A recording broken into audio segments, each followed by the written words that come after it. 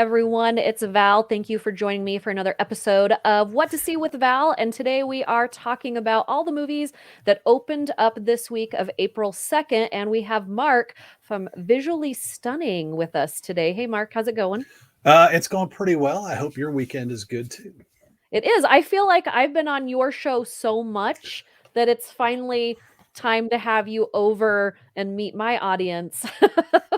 Well, I appreciate All the three of them. opportunity, but you're always welcome over here Oh, anytime. I love being on Visually Stunning. So, there's a lot happening this week. There are It a is a lot of movies in the theaters. We're not going to even get to all of them. We're going to talk about some big ones, but a lot of stuff streaming, and then something that we didn't get a chance to talk to a couple weeks ago. So we're going to talk about a few things, but I want to jump right off the bat. I feel like it's an all Disney week because we have Better Nate Than Ever, which is a Disney Plus show. We have Moon Knight, which is a new Disney Plus series, also a Marvel series. And then in theaters, we have Morbius, which is also Marvel.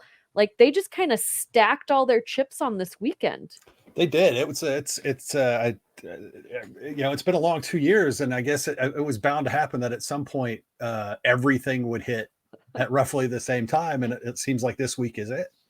Yeah, I feel like I watched Better Nate Than Ever a couple of weeks ago, so it wasn't like it didn't feel so jammed in there, but I kind of want to talk about that one first. I know this isn't necessarily your jam. This is a musical show about a kid named Nate, and he just wants more than anything to be on Broadway.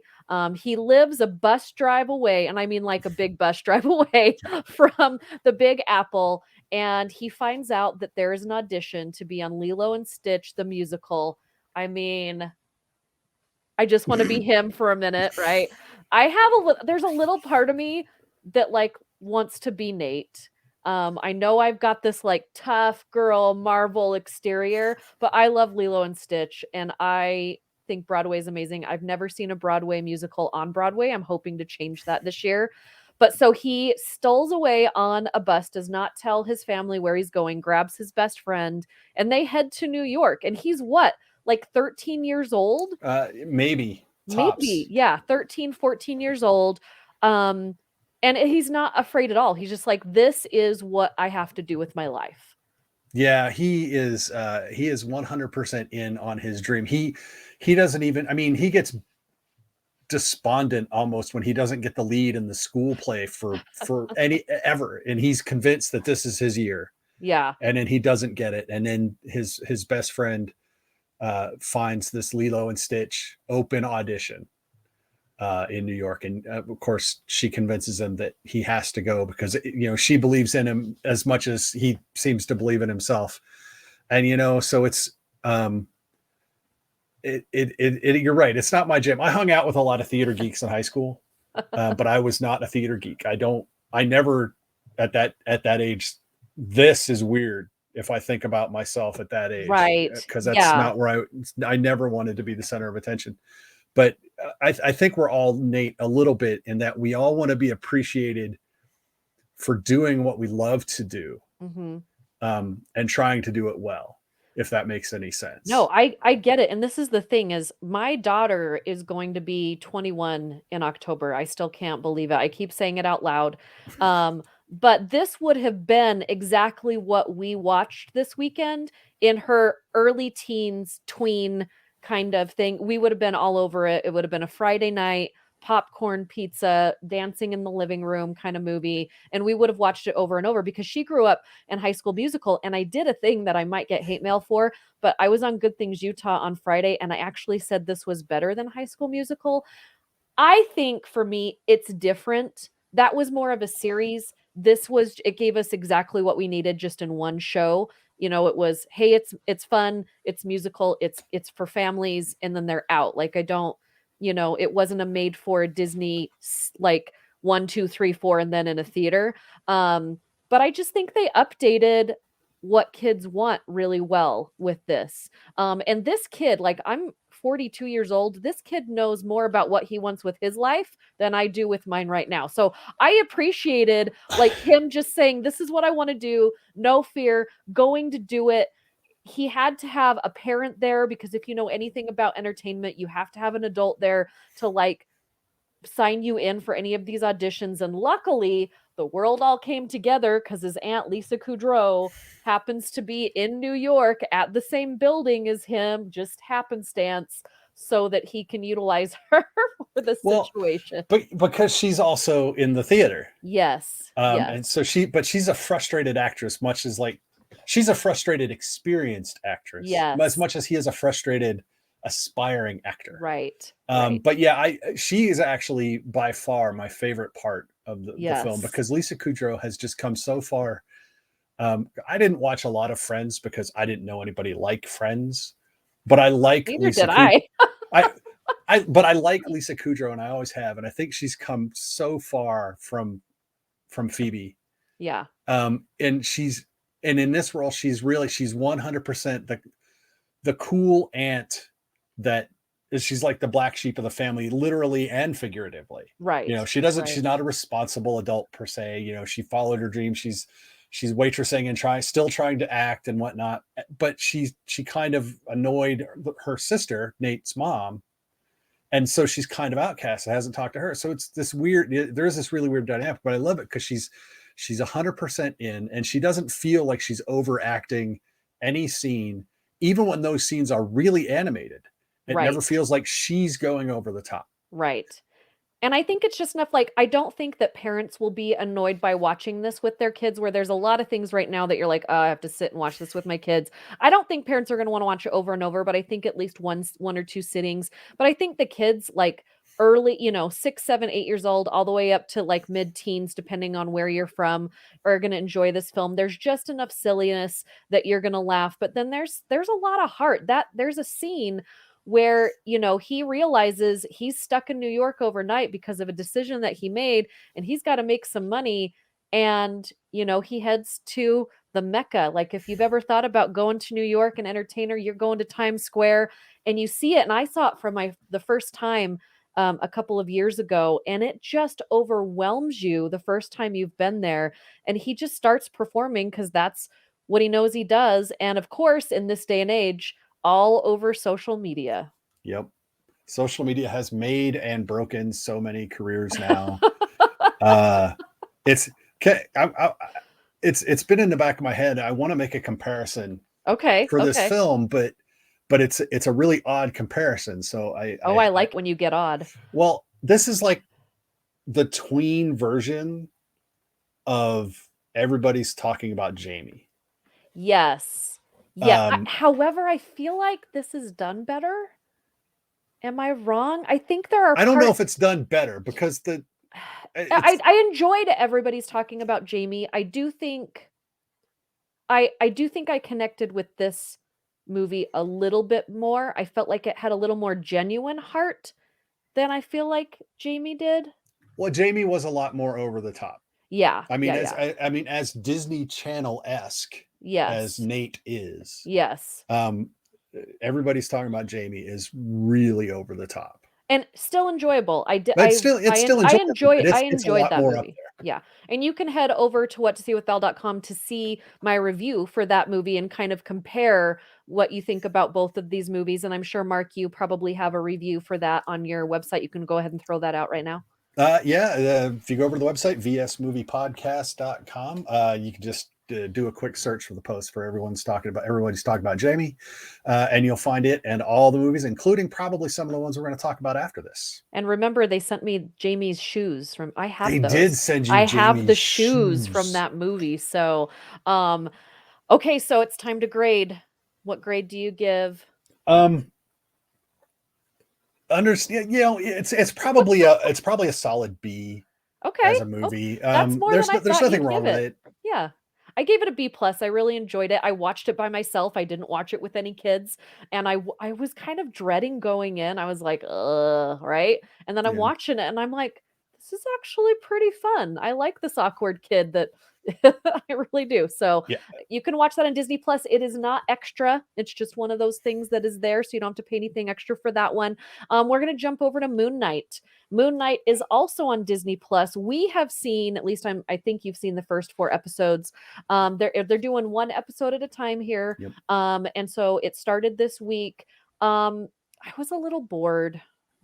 With all 4 episodes? No, this is the thing. I love Oscar Isaac, and Oscar Isaac plays the main character, and he basically plays 2 characters. One is this nerdy guy that works in a museum store, and then this other one, he plays a mercenary. And so he's 2 totally drastic people. It's based on a comic book, Moon Knight. I have never read Moon Knight. I'm familiar with what Moon Knight looks like, but I don't know much about the storyline.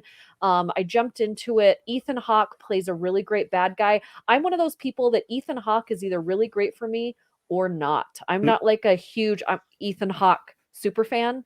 But when I see Oscar Isaac's name on something, I kind of have a level of expectation when it comes to the story.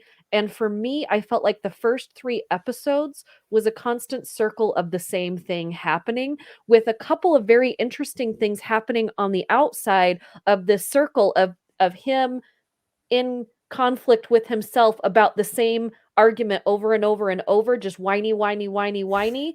And I'm like, jump out to like all these other neat storylines. Give me a little bit more, because right now I don't care if Moon Knight dies.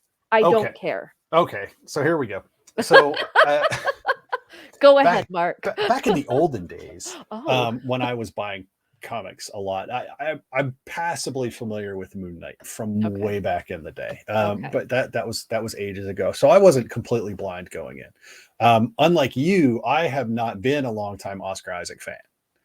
I didn't really like him until The Card Counter. I was gonna say, did you watch the card counter? I Because did watch The oh Card my Counter. goodness.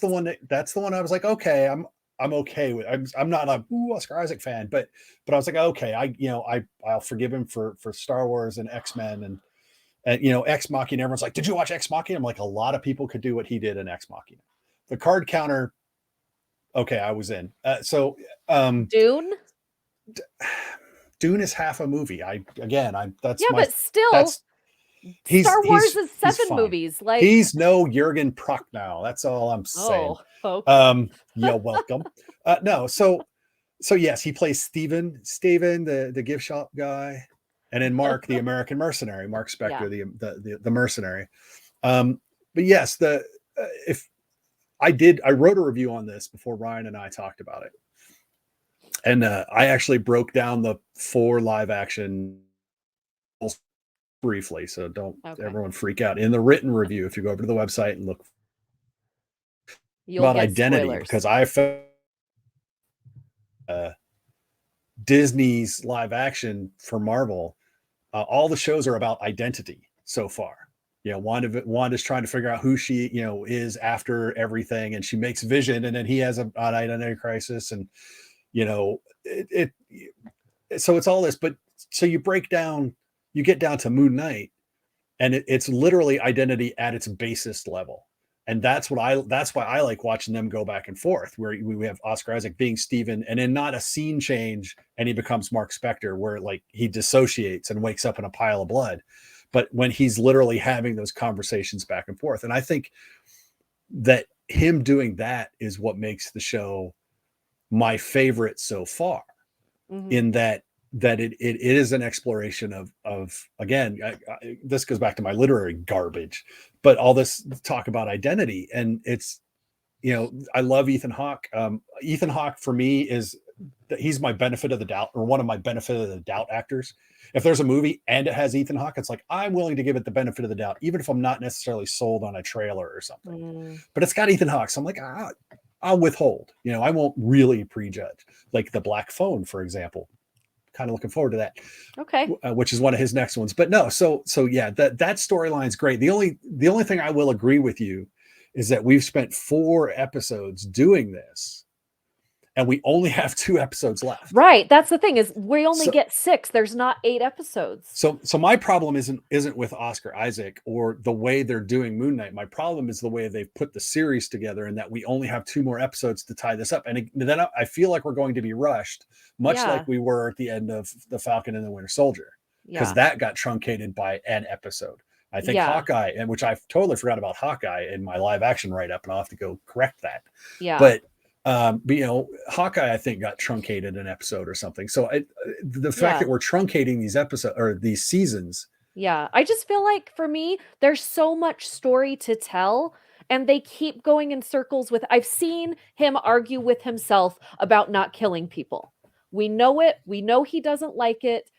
Like, give me more minutes of something else so that we have more story that I know exists. Like, yeah, that's my issue with it. and that's the balance. They could have done that knowing they were cutting the series short, but Yeah, again, it is literally how Moon Knight works. This but argument I constantly happens. right, but I mean, I think when you always have to think to yourself, and it is with musicals, with plays, with books, with comics, right? You have to think to yourself, what is going to translate better in a different medium? And I think when you read a book, it doesn't seem as repetitive, but Yep. when you see in a movie and it's this annoying voice over and over, and I know that Steven can give us more, right? He is there for a reason. He has some kind of smarts because he's there. And every once in a while they pull him out, but I don't care. I want to care more about these characters. And right now I don't care as much as I want to. So it's a little frustrating. With that, however, I do want to say it is absolutely beautiful to watch. That scene when Moon Knight is running across the top and it looks like a comic book come to Yeah. life.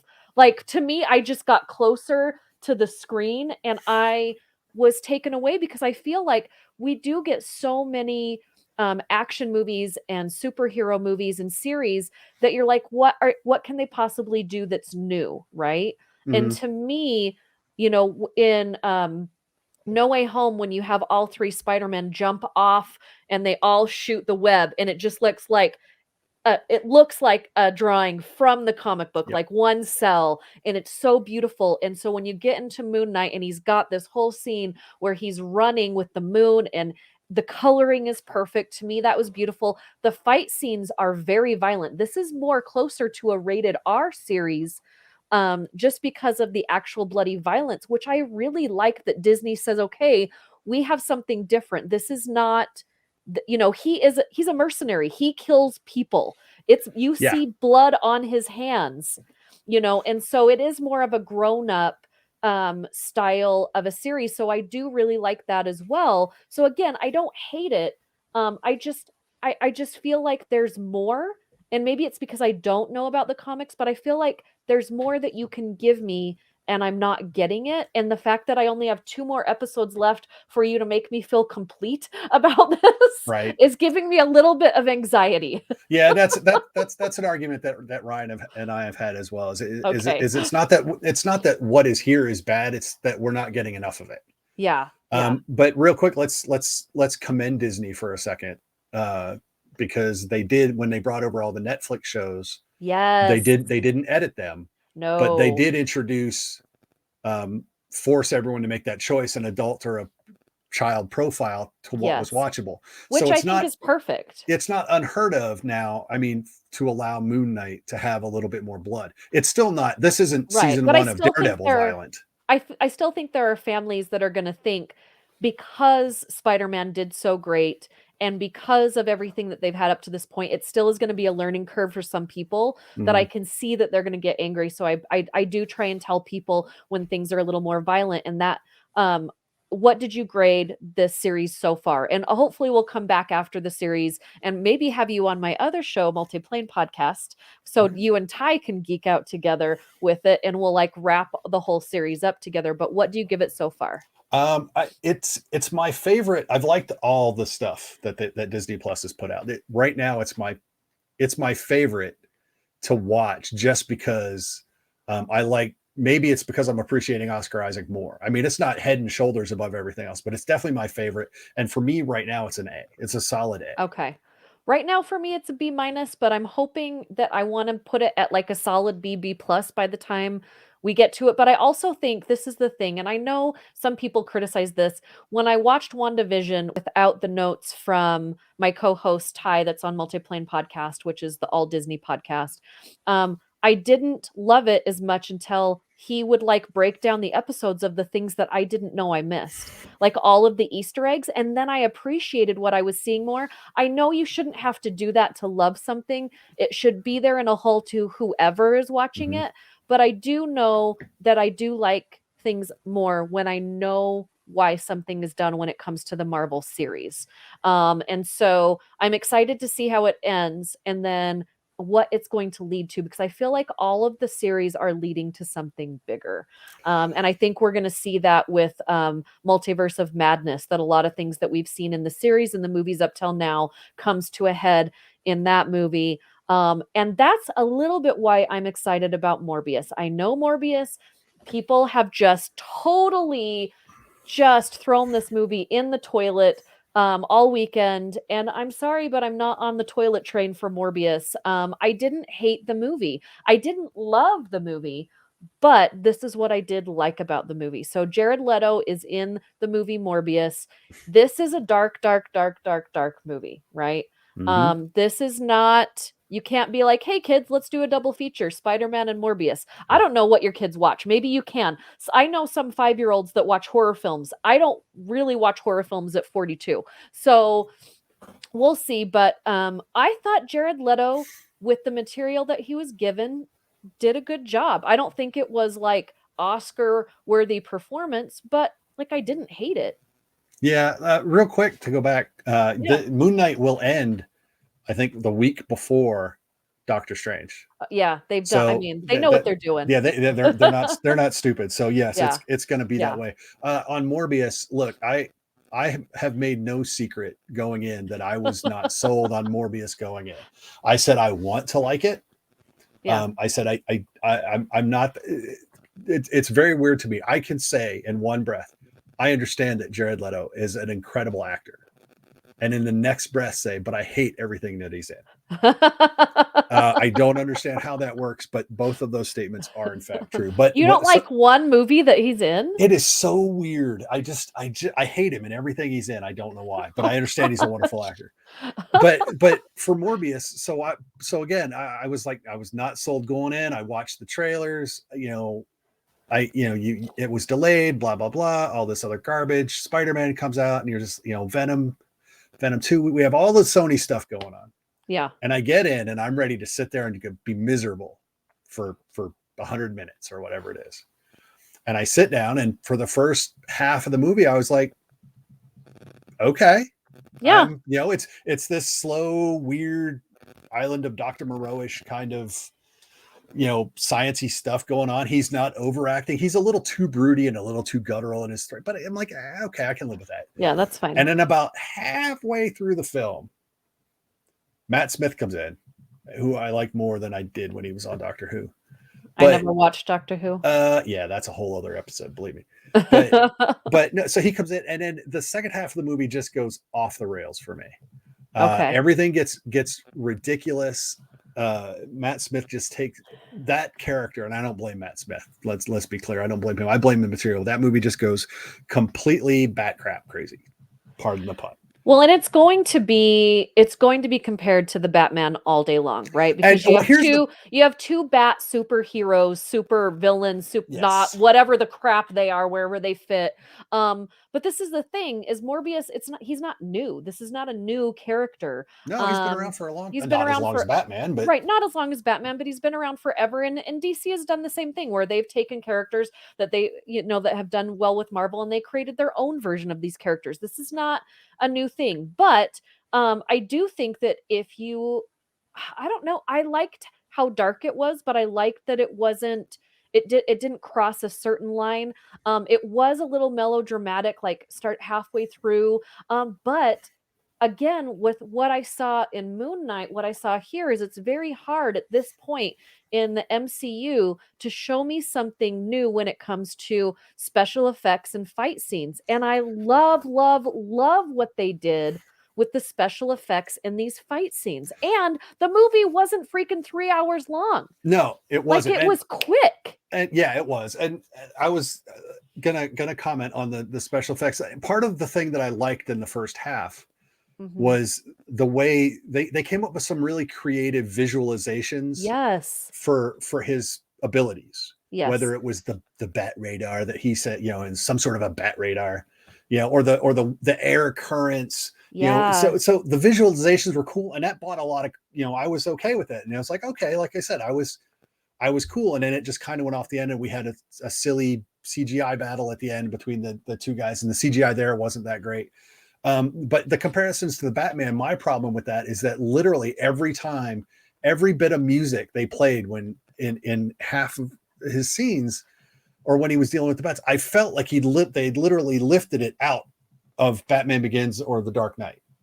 It literally was that similar in my head, and I could not. And even he's in the vortex of bats, and I was like, Yeah. I mean, they did. I don't know if they tried not to and failed, or if they just said, look, we're going to do it, and people are going to make the comparisons, and that's all we Yeah. can do. But Yeah. it was so, and evocative is not a strong enough word Yeah. up from that, and it kind of took me out. And then, like I said, so all that goodwill that I had built up in the first half of the movie was squandered in the second half of the movie. And so, I was really happy for half of it. I was like, if we keep this up, I'm good. Yeah. I'm really good. I believe the guy that directed this directed Life, Oh, okay. which is another movie that should have been good and then became ridiculous. So I don't know if he's real good at making first halves of movies, I guess, and, Yeah. and he needs some help in the back half. But no, so yeah, I can't rave about Morbius. It was better than I thought it was going to be for Yeah. half the film, and Yeah. that makes the second half that much more disappointing to me. Yeah, yeah.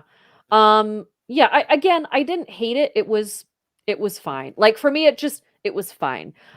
It wasn't anything that I think I need to go back and watch until whatever it's springboarding into, because I think it is a springboard Oh movie yes, into another one, because I think that's what they were doing with Spider-Man when those first movies came out, is we're putting this here because we're going to something else and we need to set it up. And I think we're gonna get close to the Sinister Six. That's what I think is gonna happen. And the yeah. two credit scenes were stupid. I'm Oh my sorry, god, they but were they were so. stupid. We're not I gonna didn't know tell if we you what wanted to they go there. are. Well, I just want to say, because I hate putting like preconceived notions in people's head. This is not a spoiler show. This is just thoughts about the movies so that you Yep. know if you want to go watch them. I definitely think if you're a fan of the MCU and you want to keep in touch with what's going on, go see this movie. But go see it on like a $5 Friday or something like that. And or $5 Tuesday, I think is what it is. But I thought for me, the two clips after were stupid, but I know why they did them. It makes sense to me, but to me, they were just whatever. Well, Um, they lacked any internal logic, much less external logic. yeah, They tried to play the multiverse card, and they yeah. played it badly because it just didn't follow any of our established logic or precedent. It just didn't make sense. I mean, I have an argument about the end of Venom or Venom 2, Ugh, ugh. that or no, that one of the post credits scenes from No Way Home, excuse me, Yeah, that doesn't fit the logic that they've established, but we know yeah, why they're doing it, because yeah. they want all of this stuff to happen in the same universe, and currently it's not. Well, and that's the thing, is they're trying to let you know what universe everything is in. And so I understand why they did the end credits, because then I'm like, okay, so this belongs to this belongs to this universe, and this is what we're doing. So what's coming next if we get Sinister 6 means that we're probably going to have a different Spider-Man. I'm just throwing that out there. Um It would almost yeah, have to be based so on what they've done. that's not technically a spoiler, but that's the only little tidbit that we're going to give you guys on that. What is the grade that you are giving this movie? It's it's a C minus D plus. Oh, wow. It's just, I mean, between the fact that they squandered a good first half, and then they threw those two nonsensical credit scenes in, Yeah. it's almost like they didn't. It's a patchwork movie, I and it mean, shows. it didn't feel much like a patchwork movie as it just did like again, it's a whatever movie for me. Like there are parts of it I really liked. I thought it could have been way better than it was, but they made some stupid choices. I do like some of the characters that they introduced to us. I do like a lot of the visuals of what I saw. Hmm. Um, it still makes me interested to see what's next. Like the little bits and parts that I do like about it, it does keep my interest peaked to what's coming and what they're leading up to. But yeah, this is a C plus B minus for me. So, um, There you go. but yeah.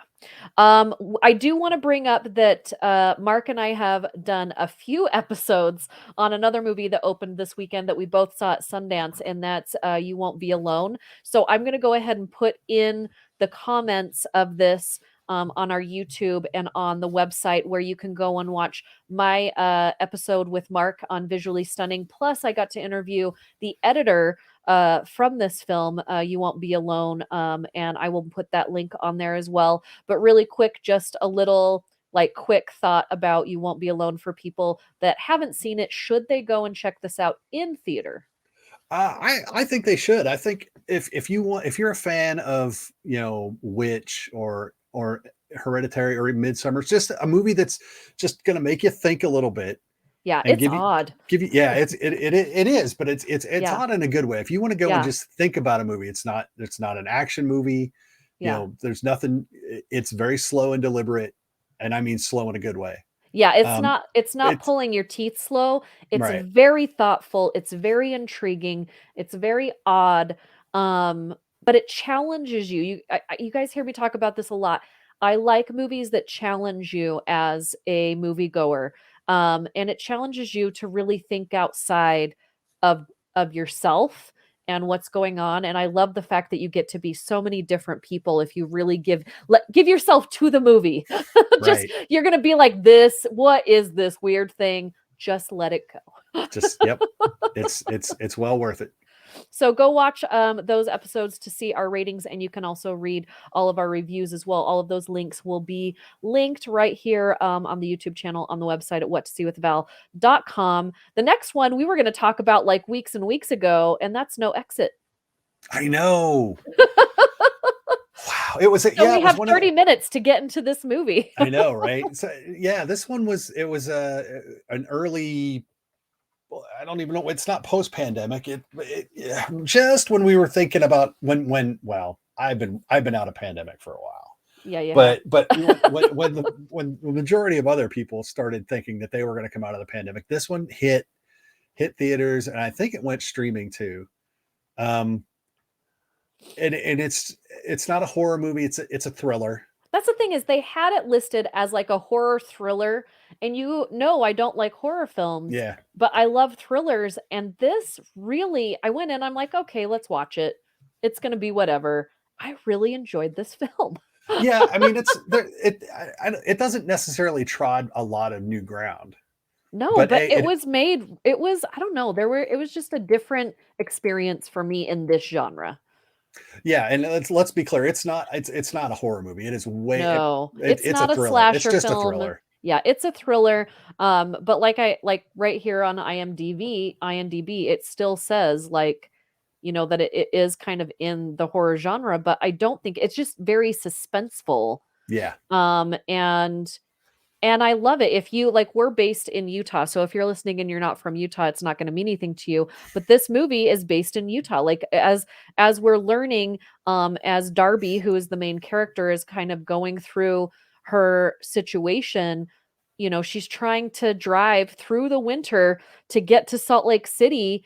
And if you've ever been in a really bad blizzard storm trying to get from like Podunk, Utah, somewhere getting into Salt Lake City, that can be some treacherous ground. And she's just in this like little sedan. yeah. This Camaro, nice late '90s, early 2000s Camaro. Those don't Uh, do well. no, they don't. And she gets stuck. She gets stuck at an under construction visitor center in a national park Yeah, like where she's basically forced to pull over, get off the road, and be there until the storm lifts. yeah, and there's a couple other travelers there, and of course, so now we've got five people in, counting her. There's five people in a room. So Yes. it's literally it's a one room thriller. Yes. And we I are gonna give you a few spoilers on this one because it's been out a minute. Well, not a yeah, ton of spoilers, but there are some things that really just surprised me. I love, Dennis, and I never know how to say his last name. Haysbert? Is that how you Haysbert. say it? Dennis Haysbert. I love him. I feel like we don't see him in enough, but every time he kinda just sneaks into a movie, I'm so excited to see him. And then Sandy, who is played by Dale Dickey, like, I know if she's in a movie and she's one of those actresses that when you see her, you're like, "Oh, I know that lady," but you have no idea what her name is, Yep. but you know she's always up to something. I don't think she's played like a straight character, like one that is just like, "Hey, I'm just hanging out to help." It's always a curveball with her. It feels like it. I think there's one or two where she's been okay, but no, Dennis Haysbert's always great. But yeah, you never feel like you see him enough. But then you look at his list, you're like, good lord, that He's man been never in stops working, everything. right? Yeah. Uh, I mean, the earliest film I can remember seeing him in was Mr. Baseball with Tom Selleck Yeah. back in Oh the my day. gosh, I haven't seen that movie forever. So I mean, that's how.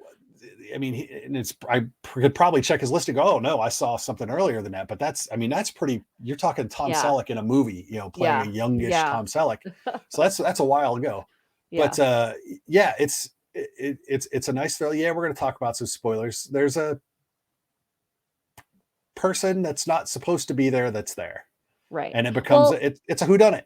and I wanna preface that I really like the way, so our main character, she's struggling, right? She actually escapes from a place that she was put because she has an addiction, right?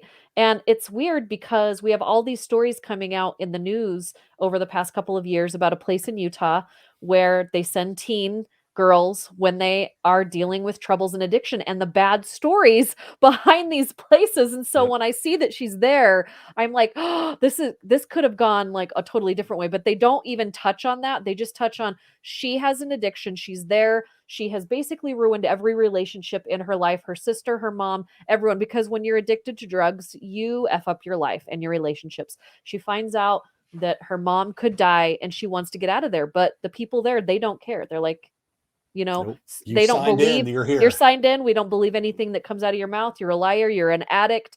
You're not a real person. Like they really treat her, like she's not a real person. And she really just wants to do the right thing and to be there with her sister, to be there for her mom. So what does she do? The wrong thing. She breaks out and She steals a breaks out, Camaro. steals a Camaro, and heads to Salt Lake in a snowstorm. Yep, and doesn't make it. Yeah, and well, most thrillers, well, most horror movies, everyone makes bad decisions or Right. stupid Yeah. decisions in the horror movie. But in this thriller, yeah, there's a lot of stupid decisions made.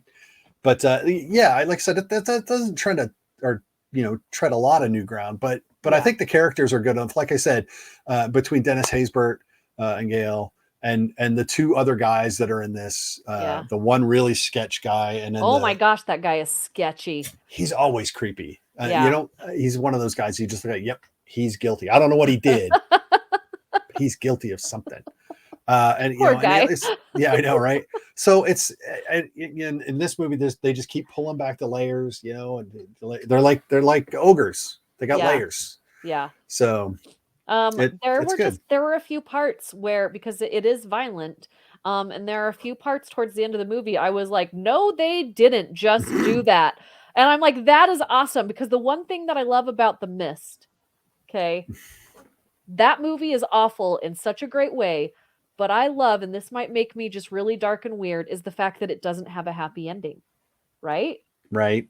Because I he is sitting in a car and he kills everyone that he cares about, and then he goes to kill himself, and the mist comes out, and here comes the rescuers. Yep. And I was like, yeah, because that's real to me, right? Something like that is real to me. And there are some moments in this movie I was like, no way. Like they just did that. And it does, I mean, it kind of does tie it up like nice and tidy at the end, but yeah, there were some moments that I did not see coming. There were some very predictable moments, Yeah. but then there were some moments I was like, wow. Yeah. It's I like getting they surprised yeah, no, in a thriller. they're the beats are all there, but yeah, Yeah. the notes between they put in some interesting fills. All right. And that's what you want. You want just enough new stuff to keep the stuff that, okay, we know we have to get here. This has to happen, right?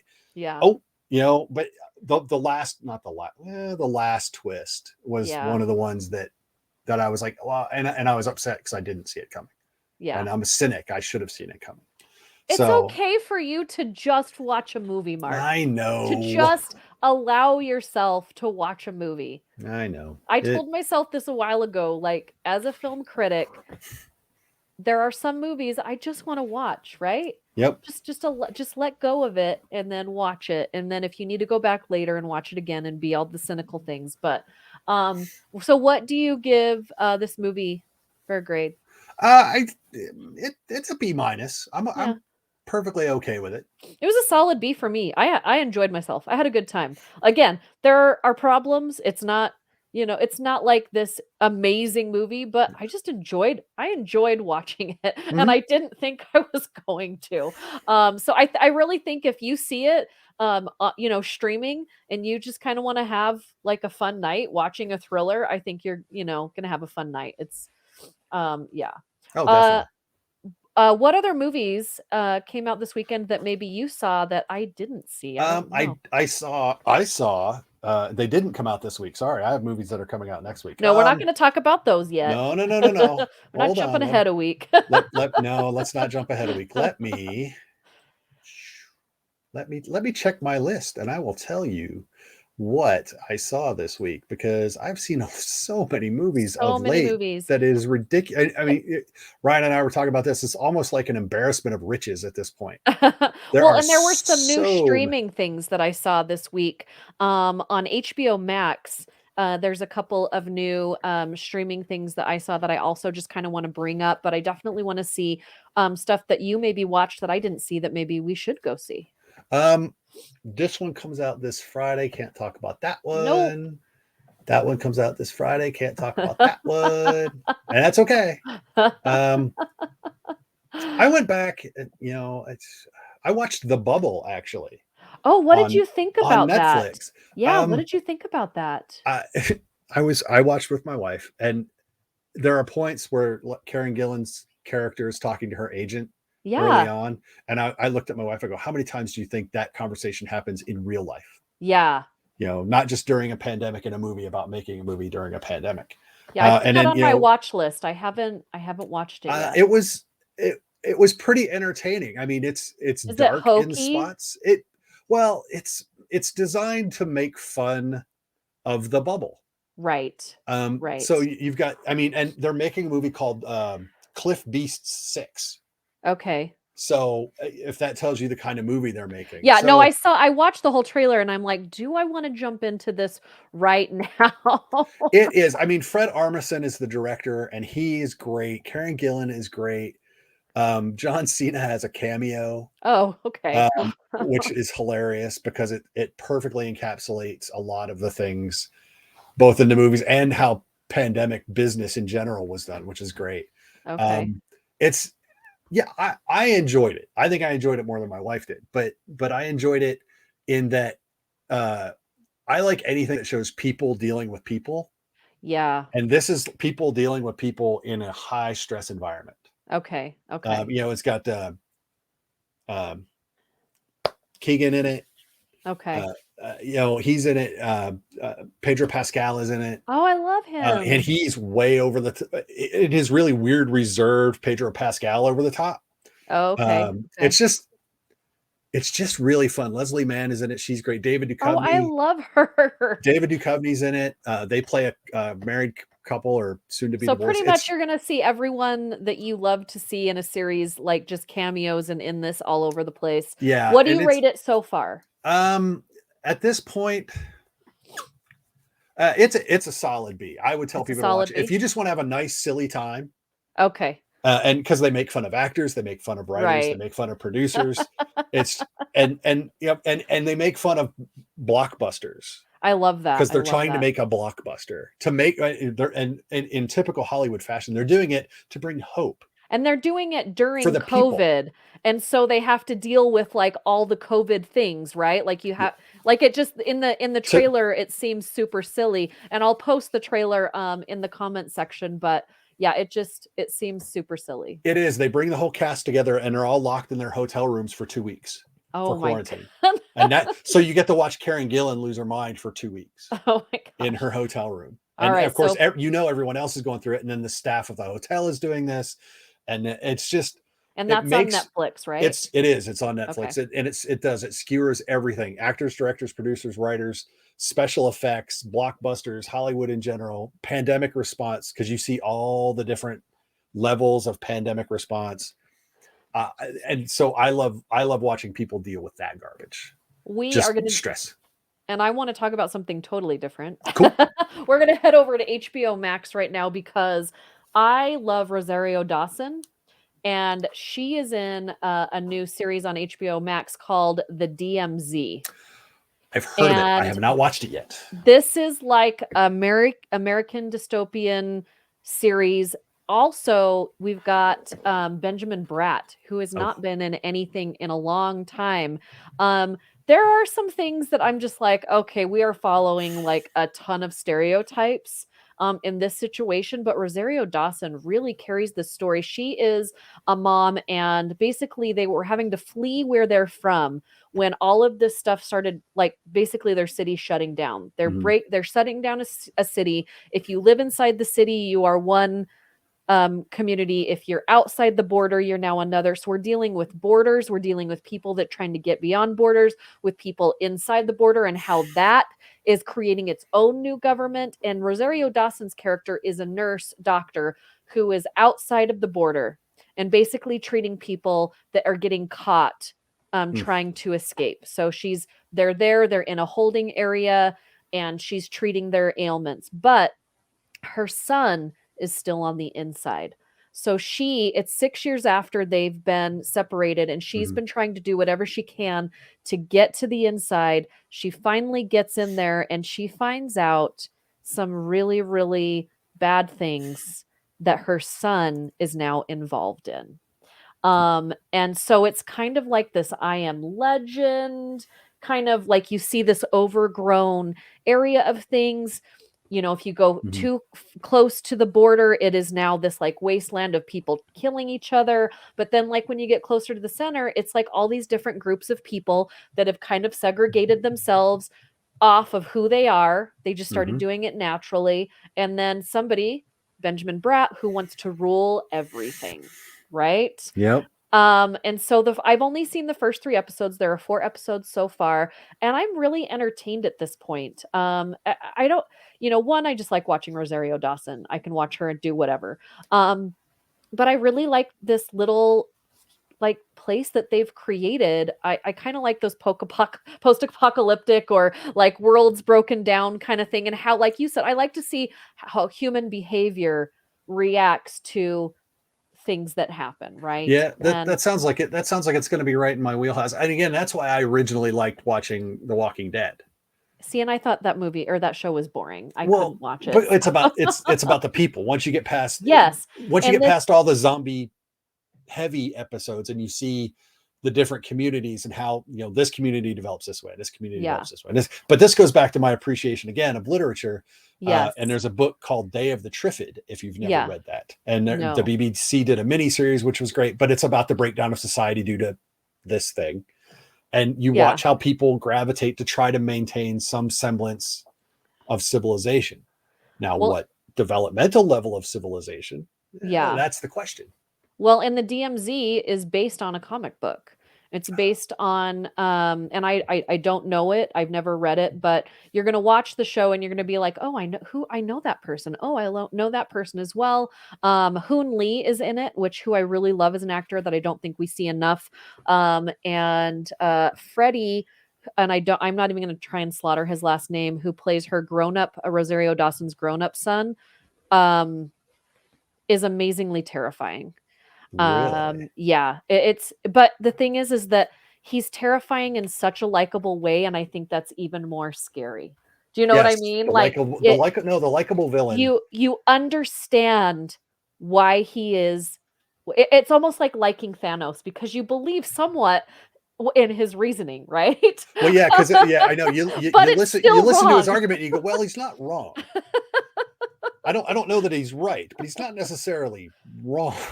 So far to me, it's a solid B, and I can't wait to see what comes next. So I would love to hear your thoughts on that when you come back on the show in a couple of weeks, if you will come back. But the other one that I watched that I don't know that I'm totally sold on is The Outlaws, and this is a Prime Video, and it's basically it's a British comedy series, and it's from the maker of the British Office, Mm-hmm.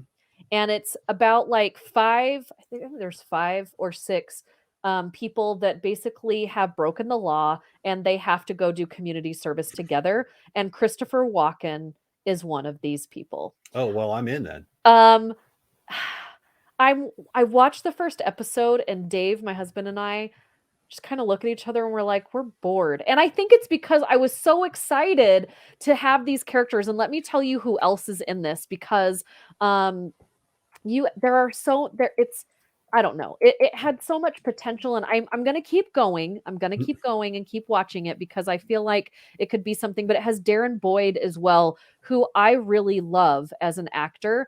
And again, you'll look at him and you won't know who he is. Mm-hmm. But you'll be like, okay, I know that guy. It also has Stephen Merchant, that like really gangly comedian who is like tall and weird Yep. looking. And again, he is just a weird guy in this show. So I've only watched the first two episodes, and maybe it just hasn't like gotten its legs for me yet. Right. But I was kind of watching it and just kind of like, I mean, I'll keep going. Uh, I'm not like, I'll give it one episode. If I like the characters, that's all that matters. I don't I think necessarily the have to know the whole characters, stories. yeah, I think the characters are good. I don't know if the pacing is good. I Okay. don't know if the pacing is, so let me know what you like, message me and Okay. let me know what you think. All right. But so far that one's like a C for me.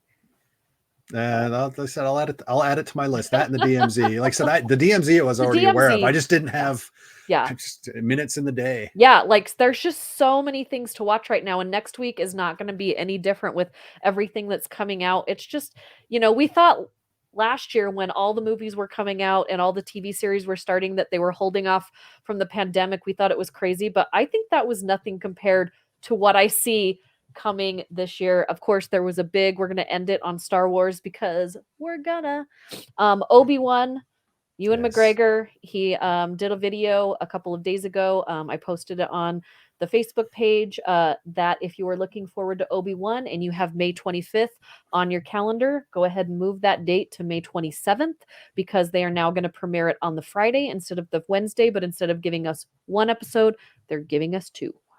For the opening week? Yep. That's good. That's excellent. Oh, it's going to open right up against Top Gun. Yeah.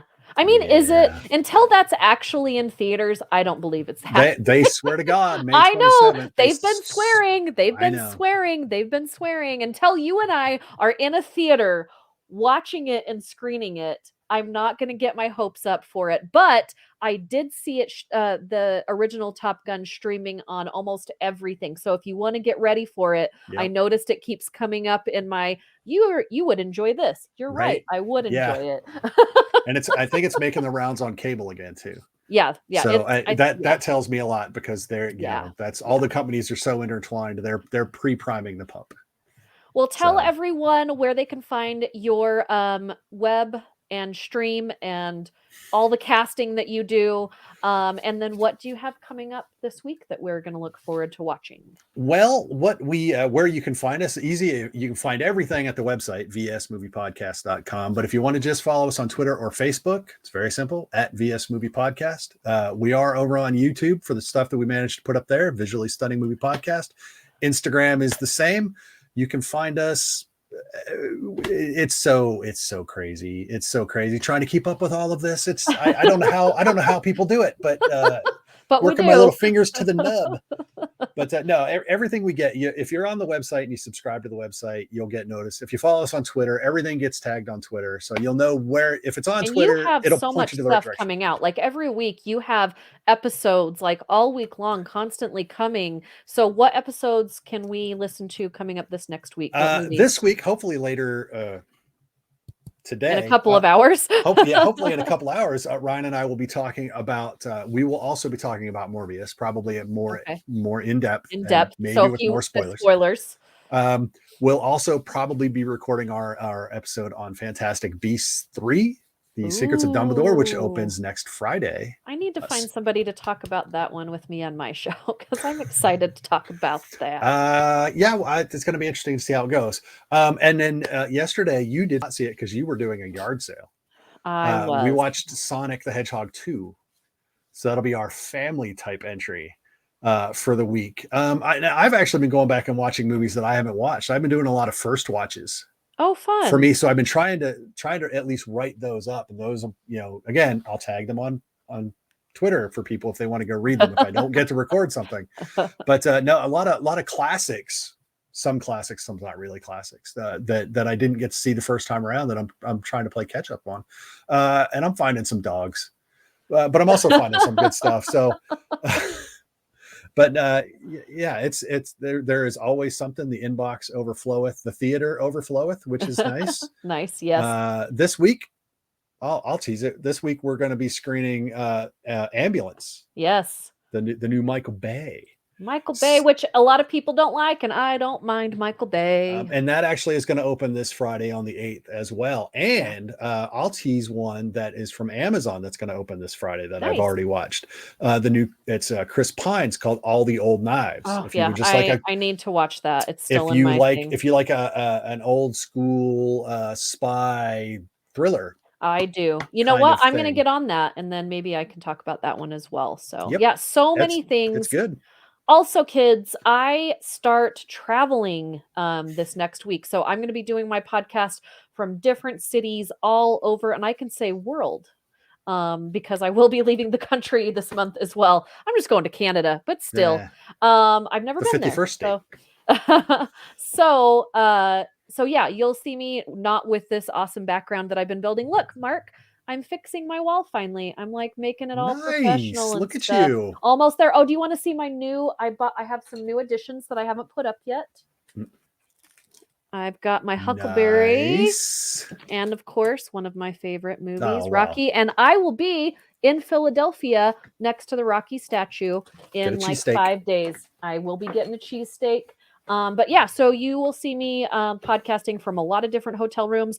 Also, I'm going to be adding to my YouTube page videos from different nerdy conventions that I will be attending. So I will be in Philadelphia at the FanX Philadelphia Con. And so you'll get to see some videos and photos of that. So stay tuned.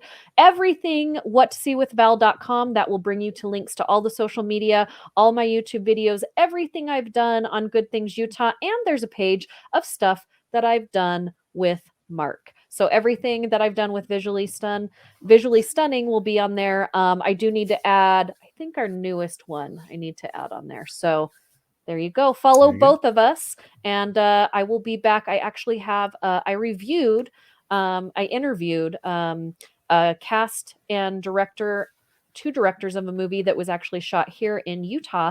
That will be up this afternoon as well as the review of that movie. I'm going to tell you right now, not a great review, but the interview was super fun. Oh, you're not going to spoil what the movie was? Gotta make me wait. You can tell me after. Nope, you gotta go to whattoseewithval.com. Bye, everybody. Thank you so much, and we'll see you next time. Thanks, Val.